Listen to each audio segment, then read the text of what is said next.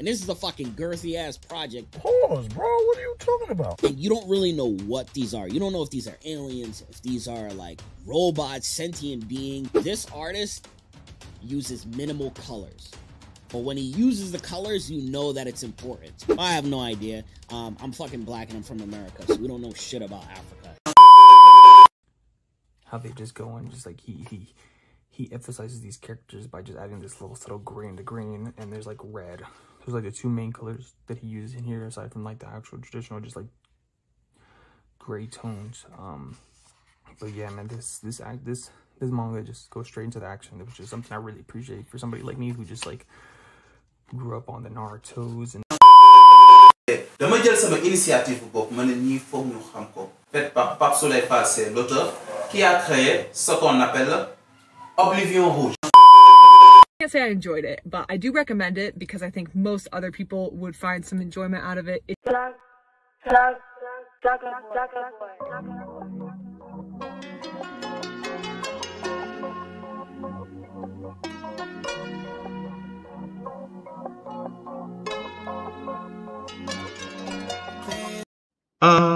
Allez.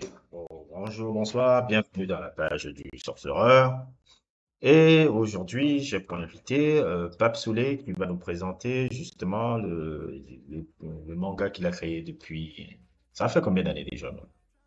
Ça fait depuis 2019, je pense. 2019, ça fait 4 ans, tu vois, un peu. Qui s'appelle ouais. Oblivion Rouge, qui est disponible depuis sur les kiosques, sur Amazon, c'est ça? C'est disponible sur Amazon? Ouais. Sur Amazon.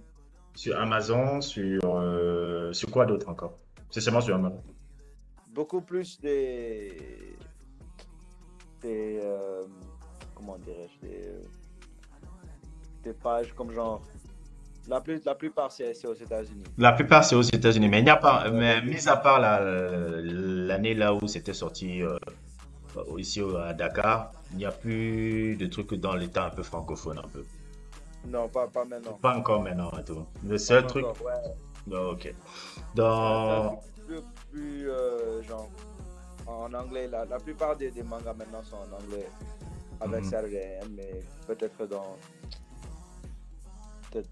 1 an ou 2 ans, quelque chose comme ça, il y aura le premier volume. Qu'est-ce que je voulais dire? Qu'est-ce que je voulais dire un peu dans Oblivion Rouge? Comment encore s'est passé encore la création d'Oblivion Rouge? Qu'est-ce qui t'a amené justement à créer ce manga? Pourquoi tu as voulu faire un manga déjà? Et qu'est-ce qui t'a amené justement à vouloir créer justement un manga africain, mais qui avait un peu, parce que quand je me rappelle un peu quand on commençait un peu les trucs, ça avait un peu les influences un peu des trucs animistes un peu, mais explique-moi un peu par rapport à ça. Ah oui, yeah. Du début, ça a commencé en fait à côté de quand Black Panther avait sorti. Et j'étais pas trop intéressé avec la discussion qui était autour de Black Panther. C'était un peu trop genre capitaliste, genre l'Afrique et la plupart c'est vraiment c'est dans l'œil de Noir américain de ce qu'ils pensent l'Afrique est quoi. Je peux te couper un peu là, je peux te couper un peu par rapport à ça, parce que tu sais, les gens qui ils parlent de Black Panther, ils pensent que le film, ça c'est la plus grande connerie que les gars font souvent. Ils pensent que le film, c'est un film qui parle de trucs afrofuturisme à la con là, que tout le monde est parti chialer à la con là. Alors que le film ne parle pas du tout de ça. En fait, Black Panther, c'est un film sur les pères en fait.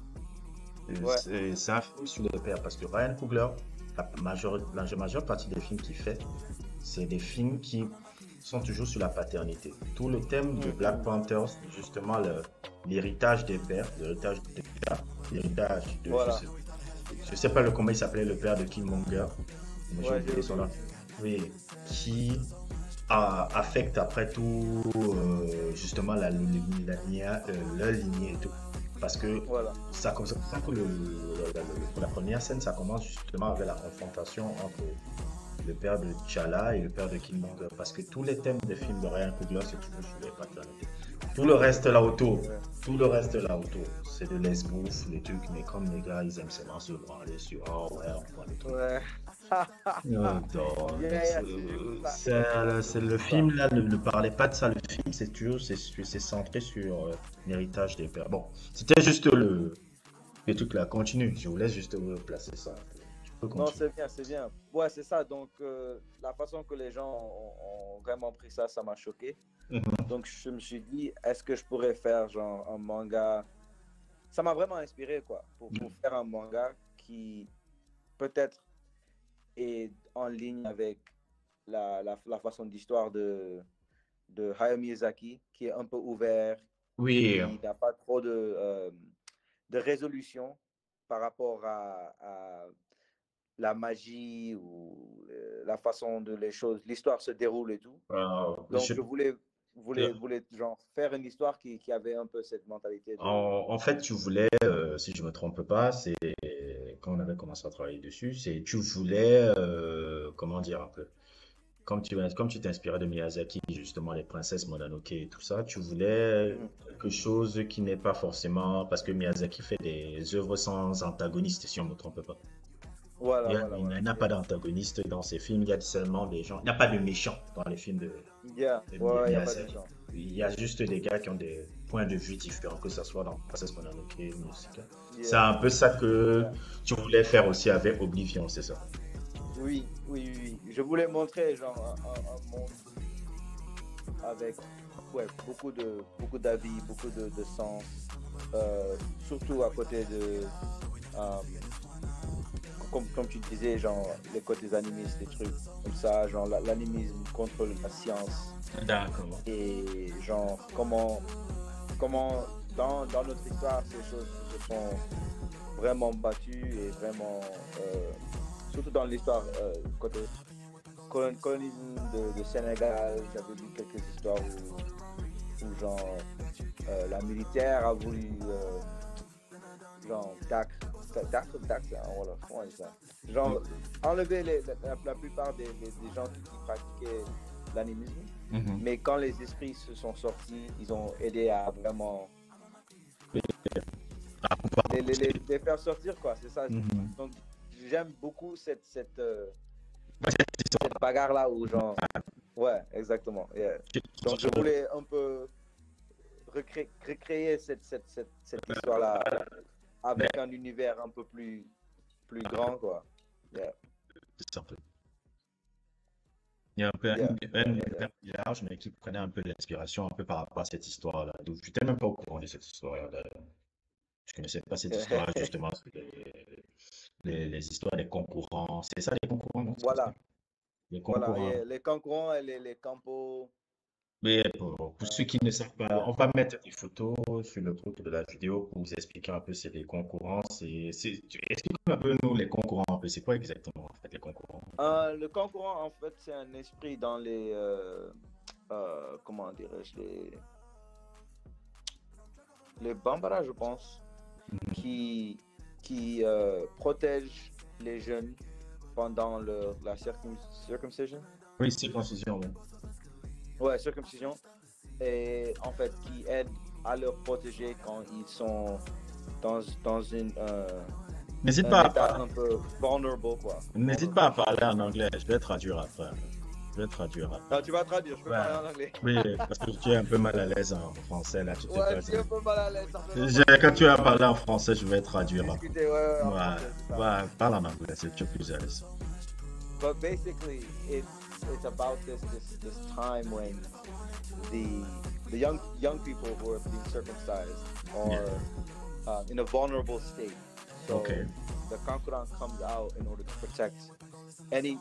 You know, it'll attack anybody, but it's there to protect the children because they're vulnerable. And because they don't want any kind of bad spirits or bad words or anything like that to enter this little space where all the kids who are being circumcised are. Ouais, en gros, pour résumer un peu tout ce que Pap Souleye a dit, il a dit en fait les concurrents en fait sont des esprits, des anciens esprits qui essayent toujours de protéger un peu certaines âmes pures, si je me trompe pas, c'est ça un peu que tu disais. Voilà. Ouais. Les enfants tout Au cas où il y a des esprits impurs, ils sont un peu le gardien des esprits impurs autour. On voit généralement, souvent même on les voit passer souvent ici même à Dakar avec des machettes et tout là. C'est là où tout le monde commence à s'écarter. Donc Ouais.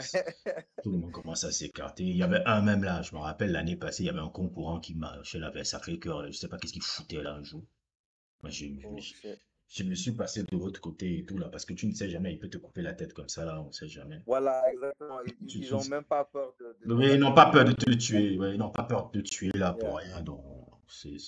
c'est des trucs. Donc, et basically, you put that influence in a manga also. Yes, yes.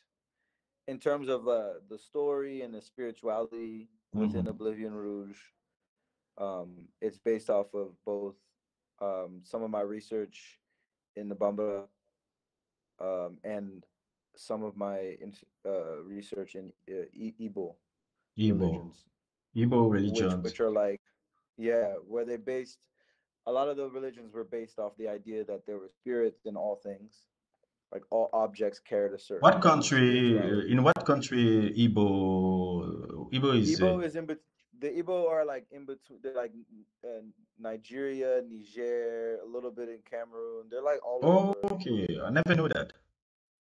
Yeah, but they're like older, so they're not really. There's not that many of the people practicing Igbo sort of culture because they kind of like moved around a lot.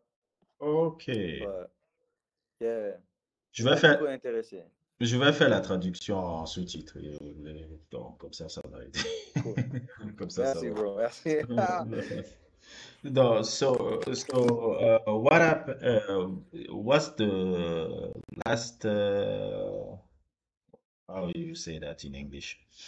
What's the main inspiration to the tome one of the Oblivion Rouge? Because it's the tome one who released 2 years ago, I think so. hmm hmm Or what's the main inspiration?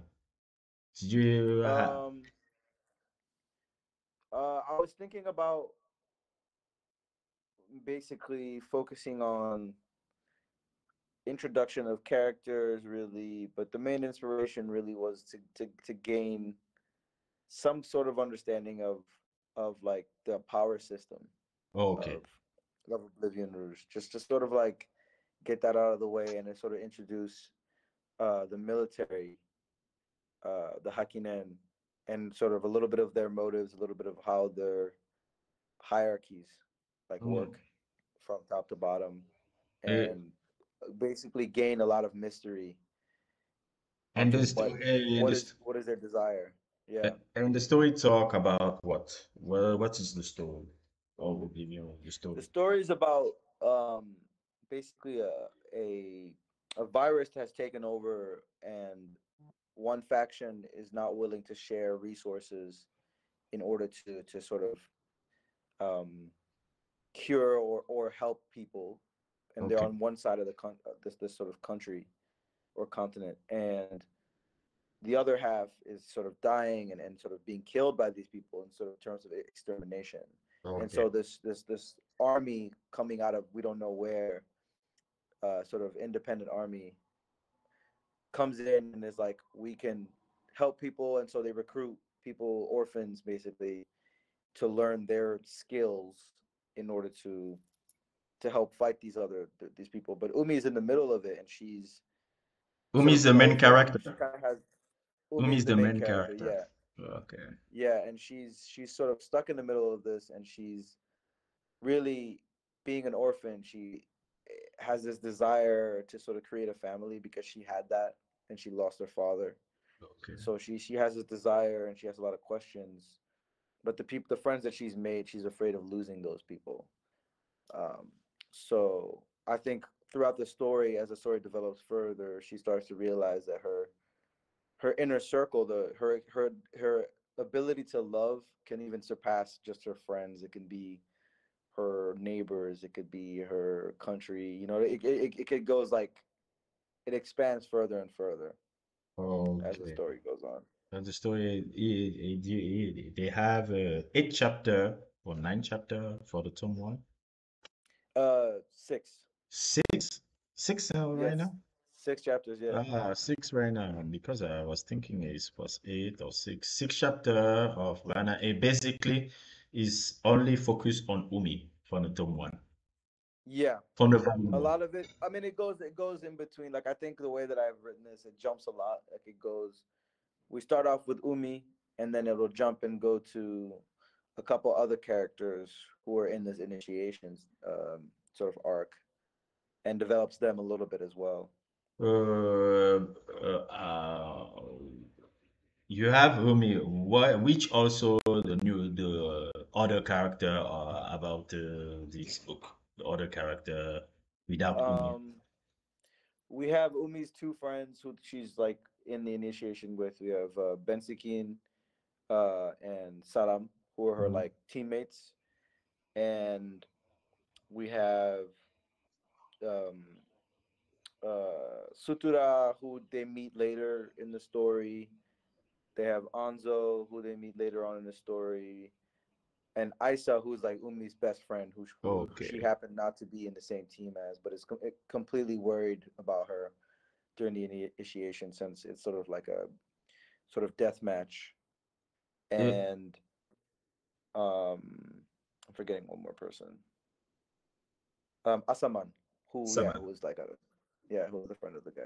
When I remember the storyline, you take the inspiration about this movie of the Japanese movie of Kinji Fukasaku, Battle Royale. If Battle Royale, yeah. yeah, it's the main inspiration of the volume 1. I think so. Definitely. Definitely, because this is one of my, I think, one of the greatest movie of 2000. Never it's inspired so many movies like Hunger I Games, know. but the when you read the first volume, you have the same spirit of that movie. Why do you want to take that movie for inspiration to your volume 1? Because I love the way that the movie created this sort of uh no holds barred, meaning like anything goes, you know. You could have one of Okay, your characters that you follow end up being killed, yeah, or um I wasn't really interested in really the sort of, or maybe I was, the plot of okay. Battle Royale, but I think the premise was really great, and having the teachers be merciless towards the Wow, students. the teachers who play You with Ricky Tano, And I when think he that's kind of funny, you know what I mean? when he Like it's killed like, when he killed yeah, when he killed the student in the first 20 minutes of the movie. yeah, It's kind of scary. exactly. I was shocked. I did almost exactly the same thing, you know. Yeah. I just think it's Yeah, interesting I because think for the first page of the exam of in Oblivion Rouge, you have the same introduction with the character yes, who die very very early. I think so. See, exactly. Yeah, I do. Exactly. if I remember. I think it sets the tone, you know. It Yeah. sets a good tone for the rest of the story a little bit. Okay. Okay. Good. And what in volume 2 you want to expand more the universe, or you try to also to make like we call it in French huis clos. I don't know the real name in English Comment because ça s'appelle? huis clos. Oh, tu vois, Ok. les huis clos, c'est un peu les Battle Royale, là, des films qui se déroulent dans un Ok, se endroit. déroule et qui se termine Voilà, dans, mais je dans sais plus le nom en le... anglais. Je sais plus comment on dit en anglais le délire un peu. Mais je sais que Je connais pas vraiment. oui, mais est-ce que ce sera encore dans le même, tu vois, un peu même esprit que Battle Royale, ou bien dans le volume 2 tu veux un peu plus expandre l'univers? En fait, I really wanted to complete the initiation and finish the arc. You finish the arc, okay. Yeah, I wanted to sort of complete the initiation because I felt that we were spending so much time doing Yeah. that I think I wanted to sort of then break away and then open up the universe a little bit more. Oh, okay. Yeah, You don't, that's kind of like, so the volume So volume 2 is sort of a continuation of volume 1 and the initiation, but towards the end, last 3 or 4 chapters, Okay. it becomes more about what is to come in the universe and like what's at stake.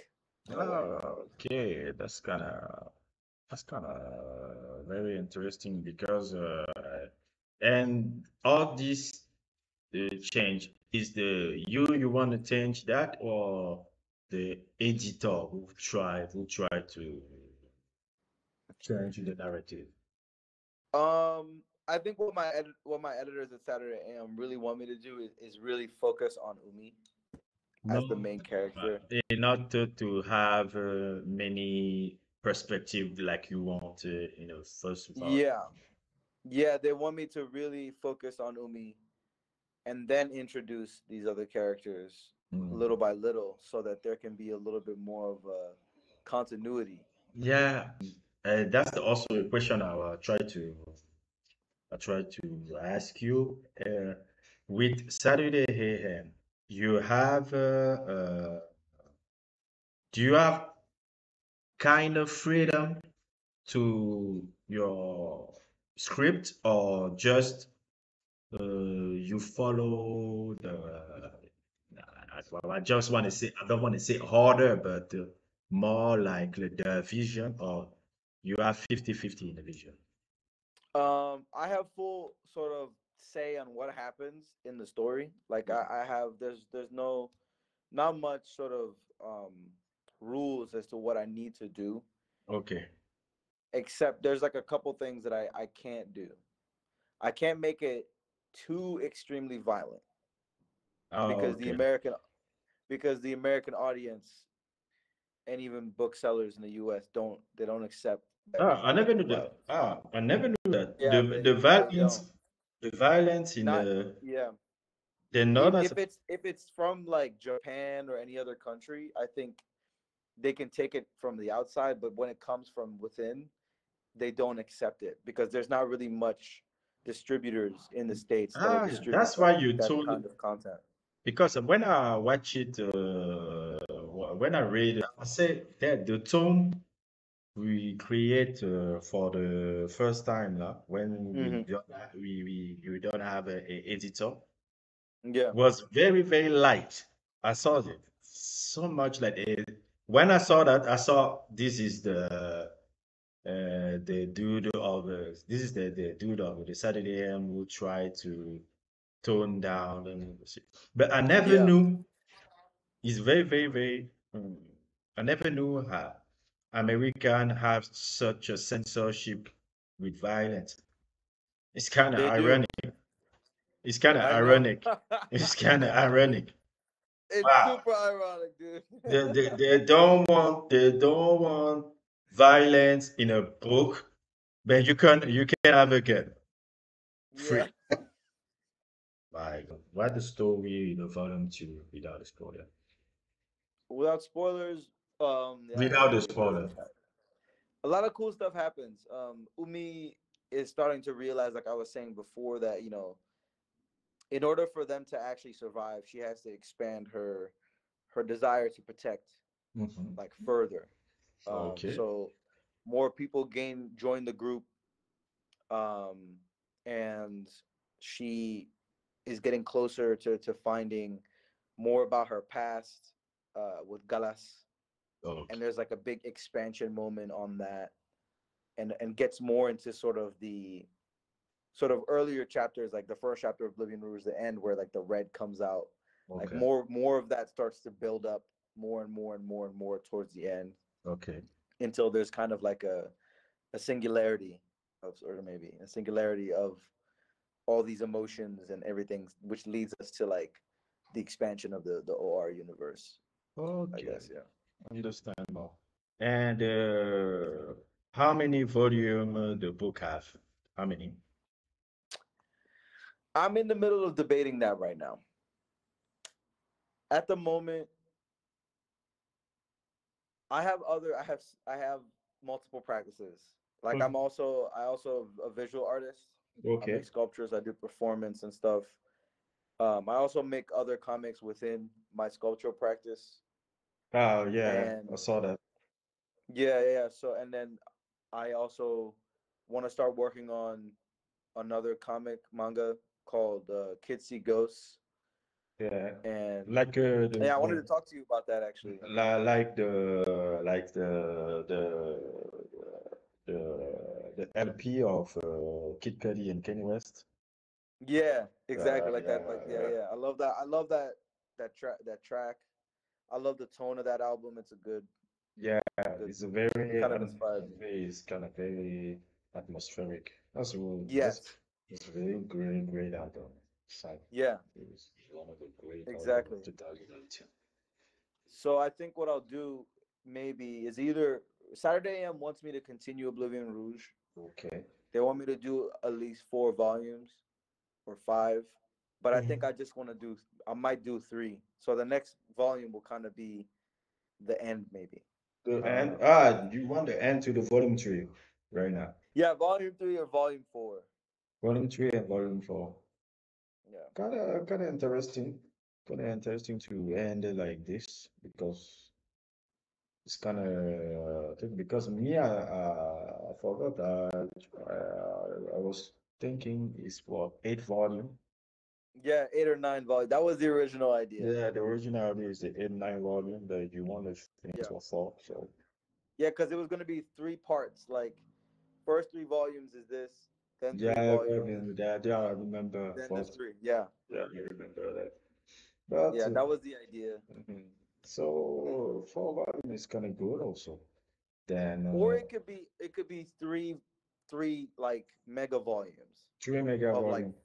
like 400 pages Mm. each, or like 500 pages, 500, and that'll be the whole thing. Like a trilogy. Yeah, like a trilogy. Yeah, Exactly. like a trilogy. Yeah, because the trilogy is it's kind of makes sense. But in a trilogy, you can do also expand the universe because you make Exactly. il y Yeah. a this French là, alias français là, il s'appelle encore, un qui Bilal. And Kibila, ouais, je connais. Ouais, il avait fait la trilogie de Nicopole un peu.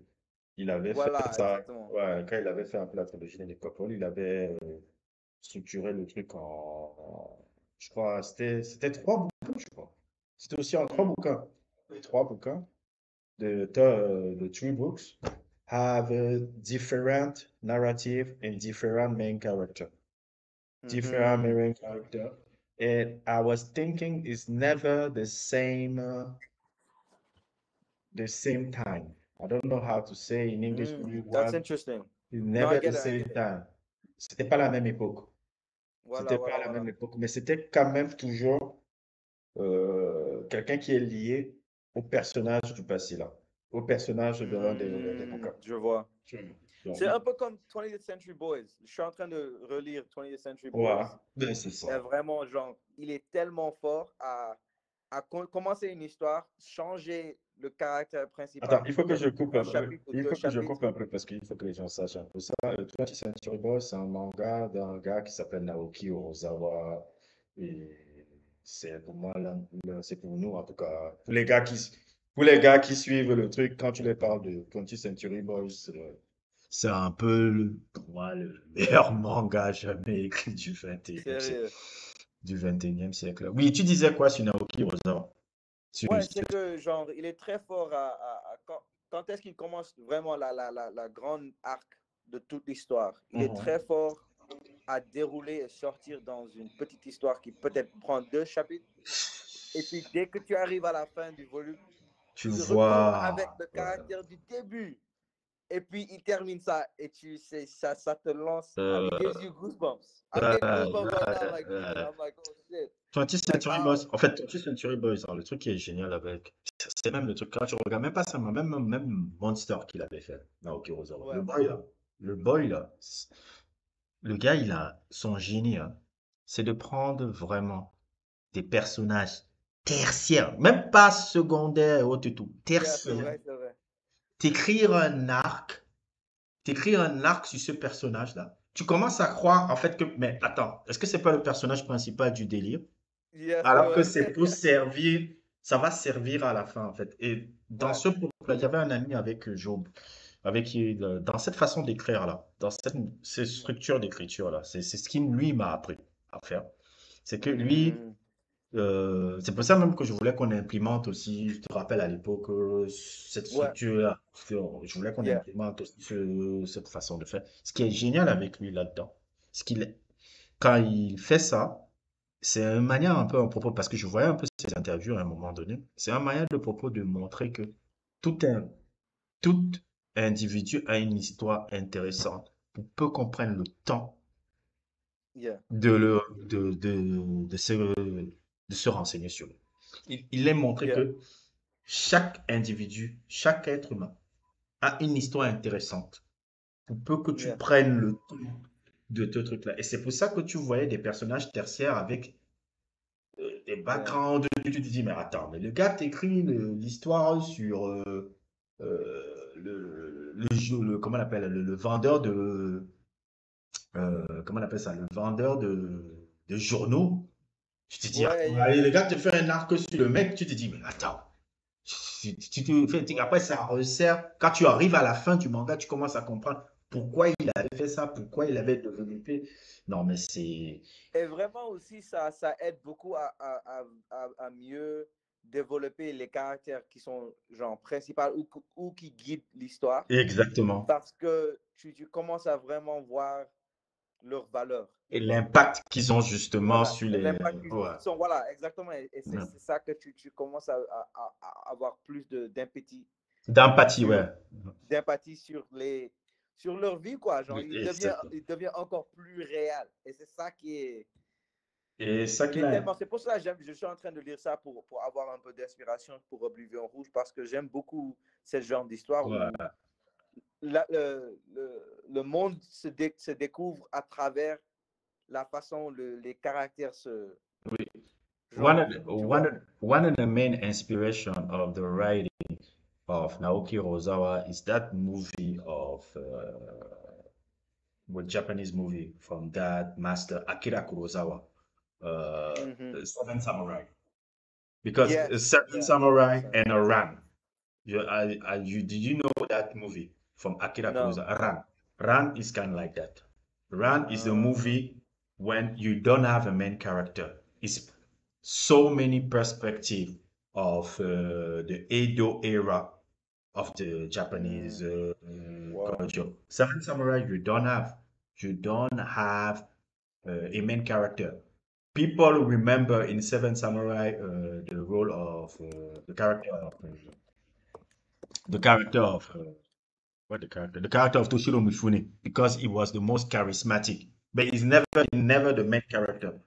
That they Mm-hmm. have many perspectives. All the seven samurai is introduced, and in the hand of the 20th century boys, they have a chapter who they call the seven samurai. They inspire.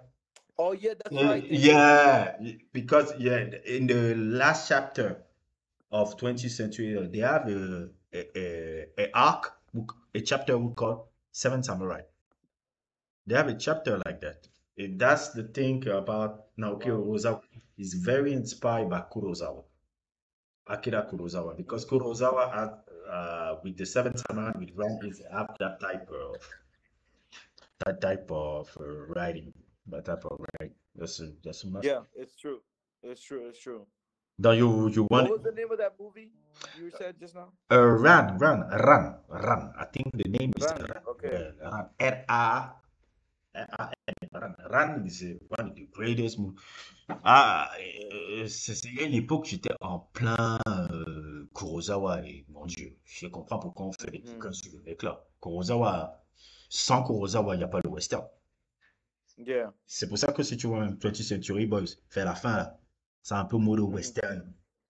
Quand ils Mm. vont vers la tour là, c'est Ouais, western. attends, j'ai pas encore fini. Je vais lire encore. Je vais Ouais, continuer à lire. ouais, quand tu lis là, tu vas vers la fin là, tu commences à voir un peu le truc là. Non, laisse tomber. Yeah. Laisse tomber. Damn. Laisse tomber. Et ça, c'est les influences de Kurosawa. Tu vas voir, même, va regarder le film Ran. Tu regardes le film Ran, Mm-hmm. tu check, tu vas voir le truc. Tu vas voir, ah, Tu vas regarder sur un petit ceinture boss de côté, tu vas regarder quand tu dis, mais attends, tu as piqué là, en fait. Tu as piqué Ouais, là. c'est ça. Mhm. C'est ça. Tu as piqué là, en fait. C'est toute la C'est comme force. ça qu'ils peuvent, genre, vraiment développer les histoires. Parce que, en fait, pour eux, c'est pas les histoires qui sont importantes, c'est le développement des personnages. Eux, ils sont plus, tu vois, il y a certains gens qui sont plus concentrés à écrire l'histoire. Il y a d'autres personnes qui sont plus concentrées à écrire des personnages, à développer des personnages. Par exemple, c'est un peu ce que je vois chez l'écriture de Sam dans les Rocky.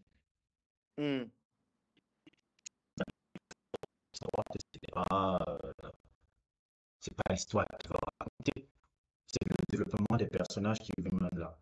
Ah, pourquoi Rocky comme ça? Pourquoi elle comme ça? Pourquoi tel comme ça?